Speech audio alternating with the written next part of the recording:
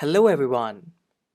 If you face billing issues on your iPhone, be with me and I assure you that your issue will be solved. So let's get started.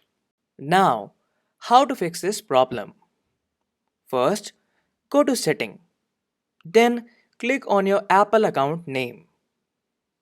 Then click Sign Out. Sign out from the account where you are currently logged in.